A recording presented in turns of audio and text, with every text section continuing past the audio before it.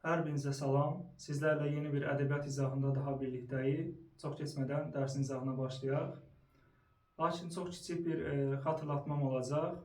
Ödənişsiz yay dərslərində iştirak etmək istəyən hər kəs, istər Azərbaycan dili, istərsə də ədəbiyyat fənnindən video başlığındakı əlaqə nömrəsi ilə əlaqə saxlaya bilər. Biz bugün haqqında danışacağıq Orta dövr Azərbaycan ədəbiyyatı. Orta dövr Azərbaycan ədəbiyyatı 13-16-cı əsrləri əhatə eləyəcək. Yəni 13-dən 16-cı əsrdə daxil olmaqla. 17-ci əsrdən isə başqa bir mərhələni görəcəyik. Lövhəyə videonun müddəti uzun olmasın deyə qabaqcadan bir neçə qeydlər etmişəm. Elə isə başlayaq. İctimai tarixi şərait yazmışam. Bu dövrdə ümumiyyətlə bu planlar şərti xarakter daşıyır. Hamısı haqqında məlumat verəcəm. Bu dövrdə dövrün mühüm ədəbi hadisələrindən biri ana dilində yazmış olan sənətkarların çoxalmağıdır. Yəni ana dilli ədəbiyyatı biz 13-cü əsrdən etibarən görməyə başlayırıq. Ta günümüzə qədər müəyyən mərhələlərdə davam və inkişaf edəcək bu ədəbiyyat. Lakin bu heç də o demək deyildir ki, ərəb-fars dillərində yazıb yaradan sənətkarlar yox idi. Xeyr, hələ də var idi, lakin ana dili artıq öz sözünü deməyə başlayırdı. Belə toparlayaq. Tarixi ictimai şərait yazmışıq. Nə deməkdir? Bu dövrdə təbii ki, türk dövlətlərinin yaranması, türk dilli dövlətlərinin yaranması təbii ki, ana dilinə olan marağı daha da artırırdı. Bu xüsusilə 15-16-cı əsrdə Ağqoyunlular dövlətinin, ardınca isə ən böyük dövlətlərdən biri olan Səfəvi dövlətinin yaranması ilə də bağlı olmuşdur ki, yəni onların hökmdarları, türk hökmdarlar dilimizi himayə edirdi. Yəni və bu dildə yazan sənətkarların da himayə olunması ana dilində yazılmış olan əsərlərin sayının artmasına və bunlara olan marağın genişlənməsinə gətirib çıxartdı. Belə, bu dövrdə kamil insan məsələsi var. Kamil insan məsələsindən biz bir sonraki dərsimizdə, yəni Nəsimdə danışacağıq əslində, amma onu da xatırladaq indi. Kamil insan məsələsi, yəni əməkçi insan, kamil insan məsələsi bu dövrün də aparıcı prinsiplərindən biridir. Qədim dövrdə ortaq cəhət kimi götürülə bilər əməkçi insan məsələsi, kamil insan məsələsi yox. Düzdür, Nizamidə də müəyyən qədər var idi bu mərhələ, amma artıq orta dövrdə biz bundan geniş şəkildə danışacağıq. Kamil insan məsələsində yəni zirvəni Nəsimi təşkil edir. Nəsimidən dediyim kimi gələn dərs danışacağıq, amma bir-iki cümlə ilə deyim. İnsanın Allahla, onun yaratmış olduğu, deməli insanın Allahla eyniləşdirilməsi və insanın Allahın yaratmış olduğu digər hər şeydən üstün olmağı, deməli hürufizmin, sufizmin növbəti dərsdə danışacağım, yəni əsas bazasını təşkil edir. Yəni insan belə deyək də özlüyündə bütün şər əməllərdən qorunmalıdır və sair kamilliyə yüksəlməlidir. Bunun da bir neçə əsas mərhələləri var. Nəysə, təsəvvüf ədəbiyyatından da danışdıq. Bu məsələləri bağlayıram artıq. Çox geniş izaha ehtiyac yoxdur. Belə, anadilli poeziya. Anadilli dövlətlərdən, türkdilli dövlətlərdən danışdıq artıq. Türkdilli dövlət nəysə, hər halda düzgün termin olar. Anadilli poeziya nümunəsi 13-cü əsrdə yarandı. İzzəddin Həsənoğlu ilə Şeyx Səfi. Deməli, o ikisi bizim anadilli ədəbiyyatımızın ən görkəmli və ilk nümayəndəsi sayılır. Ən görkəmli mi? İlk nümayəndəsi sayılır. Toparladım. Nəhayət ki, İzzəddin Həsənoğlu, yox, Zülfiqar Şirvani. Zülfiqar Şirvani haqqında yazmışam. Çox bir-iki cümlə deyəcəm. Zülfiqar Şirvaninin farsça yazmış olduğu divanı mövcud olub və bu divanın əsas mövzusu məhəbbət mövzusundadır. Tardı getdi. İzzəddin Həsənoğlu. İzzəddin Həsənoğlu qeyd etdim ki, bizə məlum olan anadilli ədəbiyyatın ilk örnəyini yazan sənətkarlardan biridir. Deməli, Şeyx Səfi ilə birlikdə. Sonra İzzəddin Həsənoğlunun yaradıcılığında qeyd etmişəm ki, divanı mövcud olub.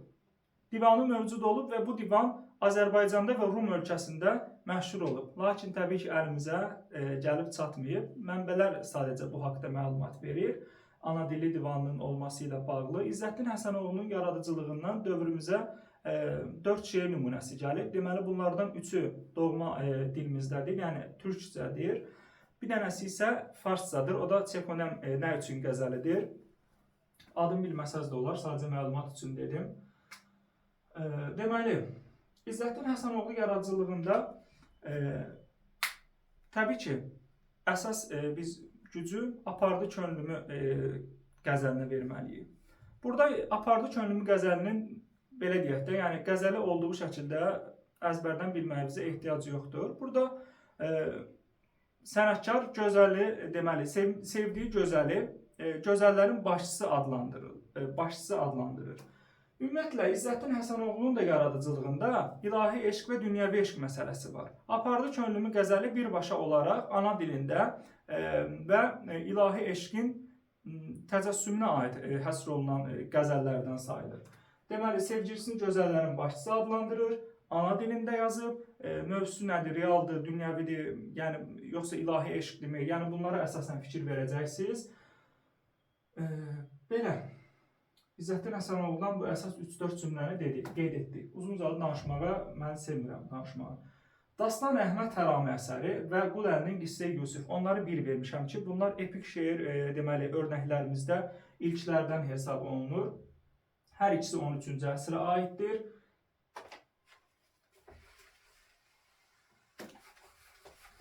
Deməli, indi Dastan Əhməd Tərami ilə Qul Əlinin Qissə-i Yusif əsərlərinin ortaq və fərqli xüsusiyyətlərini sadalaya bilərik əslində. Birinci, Dastan Əhməd Tərami əsərinin müəllifi bəlli deyil. Bıdı yazıram artıq. Dastan Əhməd Təraminin. Qissə-i Yusif isə Qul Əlinindir. Qul Əlinin, şairin adı belədir, yəni sənətkarın. Qul Əli. Qul Əlinin Qissə-i Yusif əsəridir. Təhlil xüsusiyyətlərini yazmışam, danışaq. Deməli, hər ikisində qeydlərinizi götürürsünüz. Xeyirlə şərin mübarizəsi, İslam dininin yüksək humanist ideyaları, dəyərləri. Hər ikisi ondan sonra. Artıq 4-cünü deyirəm, amma yenə mən 2 qoyuram. Ana dilində yazılıb, poemadır, məsnəvi formasında, deməli, neyiniyib, qafiyələnib. Daha sonra məzmun xüsusiyyətlərindən onu deyə bilərik ki, kin-küdurətdir, haqsızlıqdır, ədalətsizlikdir, zalımlıqdır, insan nəfsində olan bəzi mənfi xüsusiyyətlərdir. Bunlar burada deməli əks olunmuşdur. Qissə-i Yusifin mövzusu təbii ki, bəlli məsələdir Yusif haqqında. Biz danışaq Dastan Əhməd Təramidən xüsusilə. Burada Azərbaycan ədəbiyyatında ilk dəfə olaraq mənfi xarakterə malik olan bir şəxsin adı yəni əsərin adına keçir. Cümləni necə toparlayım bilmirəm. Yəni mənfi qəhrəmandır Əhməd. Onun adı ilə, yəni mənfi qəhrəmanın adı ilə adlandırılmış ilk əsər Dastan Əhməd Təramidir. Aha. Yəni bu minvalda olan söhbət poemadan gedir. Əhməd Tərami Hərami oğru quldur deməkdir. Bağdad Sultanının qızı Güləndamla evlənir. Güləndam burada xeyri təmsil edir. Əhməd isə şəri təmsil edən obrazdır. Mən demişdim, xeyri və şəri təmsil edir. Hər iki poemanın ortaq xüsusiyyətlərindən biri var. Burada bəzi əfsanəvi motivlər var. Xüsusilə Güləndamın Əhməd Tərami ilə aparmış olduğu motivlər, o və sair söhbətlər. Nəysə danışmayacağım deyirəm, elə danışmaq istəyirəm. Yox, danışmayacağım. Deməli, Dastan Əhməd Təramidə xalq nəyə görə sevinir sonda? Çünki Dastan Əhməd Təraminin mənfi qəhrəmanı olan Əhməd Tərami öldürülür, xalq da onun ölümünə sevinir. Güləndam deməli parlaq qələbə qazanır. Əsərdə klassik poeziya nümunələri ilə yanaşı, deməli, xalq şeiri dilinə, üslubuna xas olan müəyyən sözlər verilir və şeir parçaları verilir. Deyir, həyasından qızardı eylətərlər, sana sankim gülə düzüldü dürlər. Yəqin ki, düzgün dedim. Həyasından qızardı eylətərlər, sana sankim gülə düzüldü dürlər. Da yazmıram, vaxt gedir artıq. Bilin ki, bu hardadır? Dastan Əhməd Təramidədir. Məzmun da nədir? Yəni, xalq şeiri üslubuna mənsub olan sözlərin, ifadələrin, o axıcılığın, rəvanlığın hiss olunmağıdır. Dastan Əhməd Təramini də belə zəlil qoyduq, keçdik. Həmçinin Qissə-i Yusif də bonus oldu. Keçdik nəyə? 14-cü əsrdə anadilli nümayəndələr. 14-cü əsrdə anadilli və fars dilli ədəbiyyat paralel şəkildə inkişaf eləyirdi. Yəni, bir də xatırladıram, anadilli ədəbiyyatın yaranması heç də o demək deyil ki, ərəb və fars dillərində yazılmış olan deməli, nümunələr sona çatdı. Xeyr. Biz bilirik ki, divan ədəbiyyatına qədər Azərbaycan ədəbiyyatında, ümumiyyətlə ədəbiyyatımızda, belə deyək, ədəbiyyatımız Azərbaycan ədəbiyyatı eyni şey oldu, ərəb dili hökmranlığı eləyirdi. intibah dövründə danışdıq. Lakin divan ədəbiyyatının yaranması ilə fars dili meydana çıxdı. 13-cü, 14-cü əsrlərdən etibarən isə ana dilli ədəbiyyat inkişaf elədi. Ta ki günümüzə qədər ən aparıcısı oldu. Deməli, nədən danışırdım? Bu dövrdə ana dilli nümayəndələr var fars dilli nümayəndələr.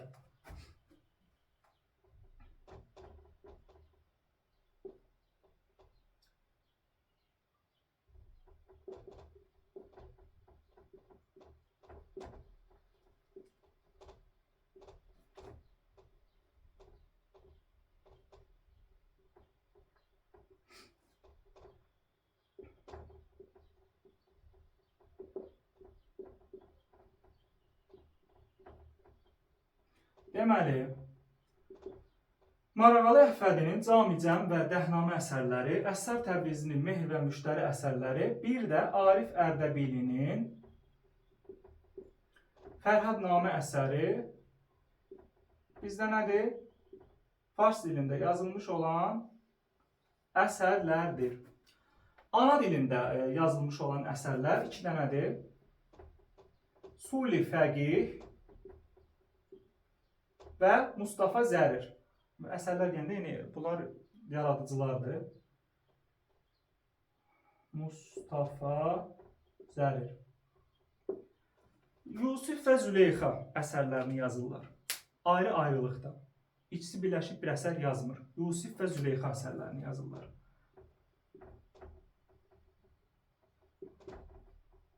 Bu Yusif və Züleyxa ilə biz silmişəm artıq, göstərəcəkdim, buralarda axtarıram. Qul Əlinin Qissə-i Yusif əsərini qarışdırmayaq.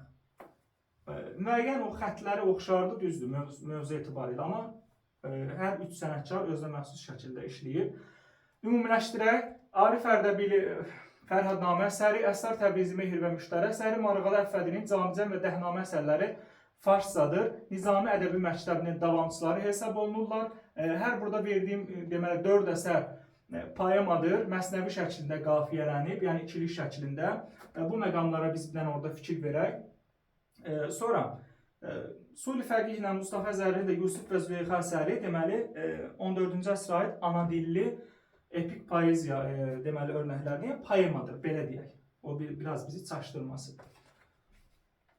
Daha sonra Qazi Bürhanəddin. Qazi Bürhanəddindən biraz danışmalıyıq. Qazi Bürhanəddin tuyuq janrının əsasını qoyur. Tuyuq yeganə türk janrlarından biridir. Əruzun Rəməl bəhrində yazılmalıdır. Rübai ilə bunu qarışdırmayaq. Rübai Həzəcidə olur, bu Rəməldə olur. Tuyuğun deməli Qazi Bürhanəddin əsasını qoydu. Nəysə, siz mən bugün fikir vermiyorum. Tuyuq janrının əsasını qoydu. Tuyuq nədir? Əruzun Rəməl bəhrində olmalıdır.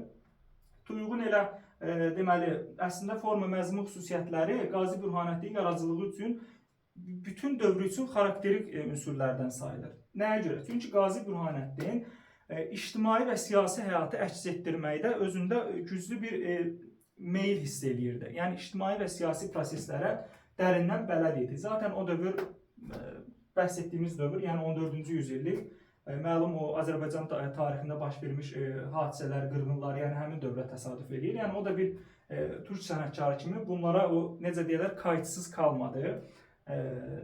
Türkçədə bir söz işlətdi, lap yaxşı. Nədən danışırdıq ay Allah? Tuyuğun əsasını qoydu, ən əsası. Özündə ictimai və siyasi həyatı əks etdirməyə güclü meyil məsələləri var. Qazi Bürhanəddinin deməli yaradıcılığı deməli tuyuq ana dilli janr hesab olunur. Bir daha deyirəm, türklərə məxsus olandır. Özünü əşşeyx bilən sərdarb olur, ənəlhəq dəvi qılan bərdarb olur. Burada düzdür, Dövlət İmtahan Mərkəzi əslində dövrlərə aid sualları, yəni şeir parçalarını qəbul imtahanına salmır. Son illərdə belə bir şeylər görmüşük biz. Demək olar ki, istisnaları təbii ki qaydanı pozmur. Lakin bizi yenə də deyirəm, ümumi kütlə seyr eləyir deyə, yəni izləyir deyə hər kəs öz payını götürməlidir. Müqə hazırlaşan, sertifikasiyaya hazırlaşan, təkmilləşməyə hazırlaşan, yaxud da ümumi maraq üçün baxan, yəni biz dövrlərdəki bu xarakteri xüsusiyyətləri mütləq verməliyik. Özünü əşşeyx bilən, sərdarb olur söz yazmışam, altından xətt çəkmişəm. Bizə lazım olacaq olan məqamlar, deməli Qazi Bürhanəddindədir, Həbibidədir, bir də Dirili Qurbanidədir. Bu üçünü bu kodlarla yadda saxlayaq. Qazi Bürhanəddin deməli Sərdar Bolur sözü ilə biz Qazi Bürhanəddini nə edirik? Yadda saxlayırıq. Sonra yazmışam Həbibi. Həbibi 15-16-cı əsrlərdə yazıb yaradıb. Həbibi deməli bunda deyim, gər sənin üçün qılmayım çaç, ey bütü nazik bədən, görüm olsun ol qəba əynimdə pirahən kəfən. Şeiri bərbad günə qoydum da yəni. Burada da Həbibində ey bütü nazik bədən sözü ilə yadda saxlayırıq. Belə kodumuz budur. Vəssalam. Bu elə Qazi Bürhanəddinin ardıca dedim ki, yəni özünüzə qeyd götürün. Deməli Qazi Bürhanəddin Sərdar Bolur, Həbibi kişidə ey bütü nazik bədən kodu ilə yadımızda saxlamalıyıq. Yalnız klassik janrda yazıb. Yəni klassik janr bəllidir artıq nədir? Milli janr hər halda bəlli olar. Yalnız klassik janrda yazıb. Bəlli deyilsə belə nəzəriyyə mövzusunda bunu inşallah ki izah edərik. 15-16-cı əsrlərdə yazıb yaradıb. Sonra yazmışam ki, ana dilində qəzəl, qəsidə və müsəddəsləri var. İnsana zidd olan hər şeyi inkar edir, hər şeyi rədd edirdi o yaradıcılığında. Və belə bir söz yazmışam, sırf testdə düşən sözdür. İnsana ilahi gözəlliyi yerdəki təcəllisi kimi yanaşırdı, baxırdı. Belə, yəni insana əslində humanizm dəyərlərindən yanaşırdı Həbibi. Həbibi yaradıcılığı üçün ən lazım olan kodları verdi. Bu qədər, bəsdir. Uzun uzadı, beynimizi heç nə ilə yormayın, məşğul eləməyin. Gəldik Dirili Qurbani. Dirili Qurbani deməli Azərbaycan aşıqlarının babası hesab olunur. Dirili Qurbani bəzi mənbələrin verdiyi məlumata əsasən Şah İsmayıl Xətainin müəllimi sayılır. Şah İsmayıl Xətaidə bu barədə danışarıq biraz. Şah İsmayıl Xətainin tarixi kimliyi də biraz müqayisəlidir çünki. Baxmayaraq ki, təlimçilər onu demir çox vaxt. Nəysə, qaranı qatmayaq. Yazmışam, Dirili Qurbani özünü haqq aşığı adlandırırdı. Testlərdə bəzən belə bir şey düşə bilər. Düz qəbul imtahanına birə-bir düşməz, amma düşür ki, yaradıcılar, araşdırmacılar tərəfindən haqq aşığı adlandırılırdı. Xeyr, özünü birbaşa adlandırıb haqq aşığı. Bənövşə qoşması, deməli, təbiət lirikası, biz burada təbiət lirikasını görürük. Məlum olan o Bənövşə qoşmasıdır, hansı ki keçdiyimiz. Burada insanın təbiət gözəllikləri qarşısında vəcdə gəlməsi, onda təbiətin insanı ilhama çağırması və s. motivlərdən bəhs olunur.